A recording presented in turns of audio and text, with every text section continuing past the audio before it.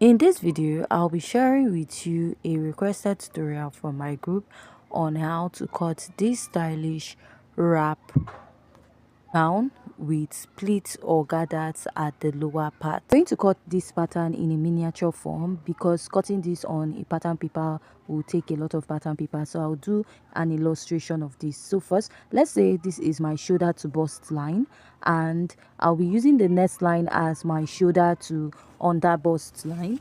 So for this pattern at the back, you can decide not to mark the under bust, but I'll just go ahead to mark it.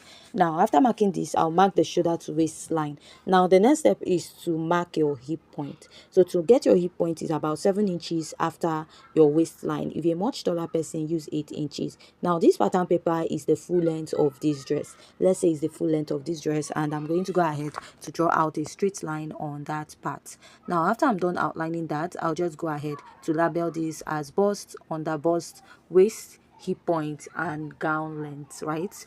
So the next step is to go ahead to get your full length, because you're going to be minusing the your dress, that is starting from the hip point. That is your full length. Get your full length and also measure your shoulder to hip point. Now, whatever you have, you minus your shoulder to hip point from the full length of this dress. Now, you'll be cutting out the rest in form of a pleat or gathers. After this, I'll go ahead to mark my shoulder divided by 2.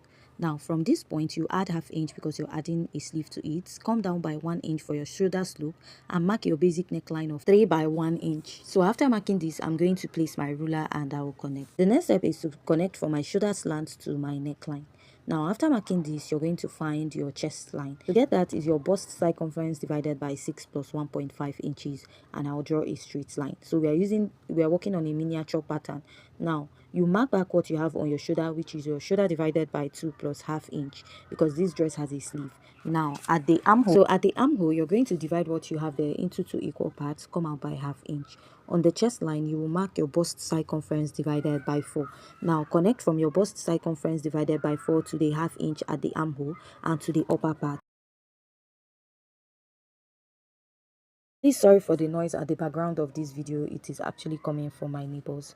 So I'll just go ahead and connect this. Now for this pattern, you don't need a dart. Mark your bust circumference and add your sewing allowance. Now just add half inch or 1 inch. You don't need too much sewing allowance. Also mark your under bust circumference divided by 4 and mark your sewing allowance. You can also leave that if you don't want to. You can just leave your under bust and just mark the waistline and add your sewing allowance if you don't want to mark your under bust. Now mark your hip circumference divided by 4 and add your sewing allowance. Now I'm going to place my ruler and I'm going to connect this all the way to the lower part of this pattern, to the